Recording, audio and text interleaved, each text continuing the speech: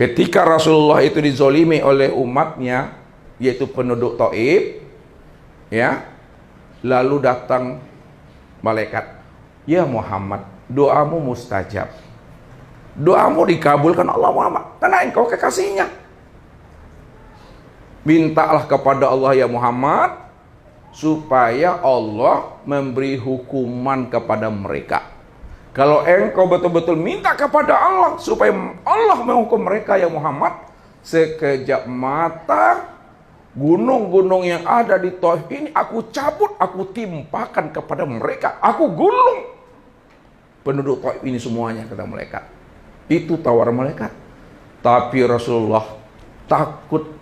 Takut jangan-jangan dengan orang Taif yang merusak dirinya, jangan-jangan penduduk Taif yang menzalimi dirinya, nanti Allah akan timpakan bala dan musibah kepada mereka.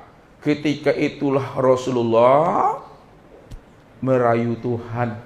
Dirayunya Tuhan tuh Bapak Ibu, supaya Tuhan tidak menghancurkan negeri itu. Sebabnya apa Bapak Ibu?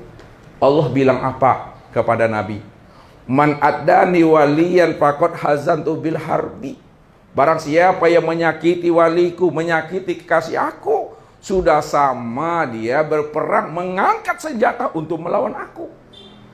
Adakah alam, adakah makhluk yang mampu menantang Tuhan? Tidak ada Bapak Ibu.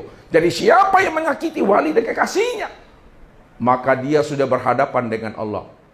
Pada saat itu Nabi sadar, kalau aku tidak rayu Allah, jangan-jangan dengan perbuatan mereka kepada aku akan datanglah bala dan musibah kepada mereka. Ketika itulah Rasulullah itu bermohon kepada Allah, Allahumma hadi qaumi fa innahum la ya'lamun. Ya Allah, berilah mereka hidayah ya Allah. Jinakkan hatinya ya Allah, luluhkan kalbunya ya Allah. Karena mereka belum berilmu ya Allah, mereka belum paham dan mereka belum mengerti ya Allah. Begitu Rasulullah itu. Makanya ketika Nabi telah berdoa kepada Allah, apa kata Nabi kepada malaikat? Ya Jibril, andai kata ayah ibunya belum beriman ya Jibril, aku ini masih punya harapan kepada Allah.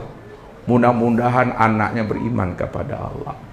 Kalaupun anaknya belum beriman ya Jibril, aku masih punya harapan di hadapan Allah. Mudah-mudahan cucunya beriman ya Jibril. Kalau cucunya belum beriman ya Jibril, aku masih punya harapan di hadapan Allah. Mudah-mudahan cicitnya beriman ya Jibril. Kalau cicitnya belum beriman juga ya Jibril, aku masih punya harapan kepada Allah. Mudah-mudahan sebelum matinya akan dirinya itu, dia beriman kepada Allah. Rupanya Nabi itu sadar posisinya di mana. Kapasitas Nabi hanya sebatas basiro wa naziro, tawaso bil haq, tawaso bis sabr itu. Disitulah terbongkar rahasia Tuhan itu pada diri Nabi. Makanya Nabi bisa berbuat sabar. Di mana letaknya rahasia Tuhan itu terbongkar pada diri Nabi? Apa kata Allah? Walau sa'a rabbuka la amana man fil ardi kulum jami'ah afa anta tukriun nasa hatta yakunu mu'minin. Kalaulah aku mau ya Muhammad, kalau aku berkehendak ya Muhammad, maka seluruh penduduk langit dan penduduk bumi tanpa kecuali semuanya beriman kepada aku. Mudah bagi aku karena aku maqalibul qulub. Aku yang menjadi rahasia dirinya. Mudah bagi aku. Afa anta tukrihun nasa hatta yakunu mu'minin.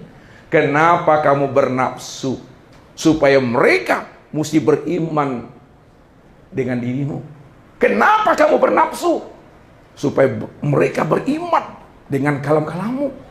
Ingat kata Allah, innaka lan tahdi man ahbabta walakinnahu yahdi man yasha.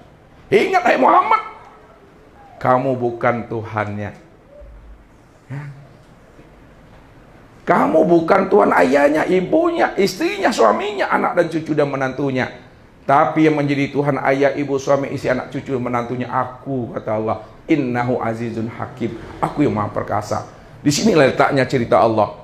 Makanya Nabi bersifat sami'na wa ta'na saja Bapak Ibu. Nabi yakin kalau Nabi Allah yang memerintahkan berdakwah, kalau Nabi dalam berdakwah Allah yang suruh, maka keselamatan Nabi Allah yang jamin tuh.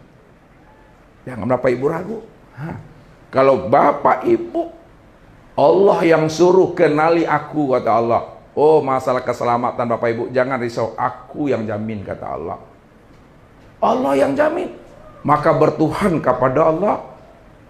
Jangan bertuhan kepada masa, jangan bertuhan kepada peristiwa, jangan bertuhan kepada alam, tapi bertuhanlah kepada Allah. Bersandar kepada Allah, bergantung kepada Allah. Kalau kita sudah bersandar dan bergantung kepada Allah, insya Allah alam pun mengenal diri Bapak Ibu yang sebenarnya. Apa kata alam? Melalui lisan nabinya. Man khofa minallahi khofahu kulla syai'in. Barang siapa yang sudah benar-benar patuh kepada Allah, benar-benar sudah bermakrifat kepada Allah, dia sudah bertuhan kepada Tuhannya alam, sudah bertuhan dia kepada Tuhannya peristiwa dan kejadian, yaitu Allah. Khofahu kulla syai'in. Maka seluruh alam akan takut kepada dirinya. Seluruh alam akan memberi rahmat kepada dirinya. Makanya bukti alam memberi rahmat kepada Bapak Ibu, keluar Bapak Ibu dari majlis ini, di mana Bapak Ibu sering lewat di situ atau di sini. Apa kata jalan ini? Apa kata jalan ini? Hati-hati wahai kekasih Allah. Hati-hati wahai hamba Allah. Alam aja memberi rahmat kepada Bapak Ibu. Kenapa? Karena alam saja mampu mengenal dan memahami siapa diri Bapak Ibu sebenarnya. Maka kenalilah diri ini yang sebenar-benarnya. Insya Allah seluruh alam ini patuh kepada dirinya. Ini saja mungkin Bapak Ibu yang dimuliakan Allah. Mudah-mudahan Bapak Ibu mampu mengenali bahwa diri kita ini sebenarnya ada di dalam tiada. Ya, sebelum diri yang zahir ini wujud, sebelum diri yang zahir ini nyata, sebenarnya diri kita telah ada sebelum adanya diri yang wujud dan yang nyata itu. Itulah sebenarnya rahasia diri Bapak Ibu yang dikatakan nur, dan nur itu tiada lain aku.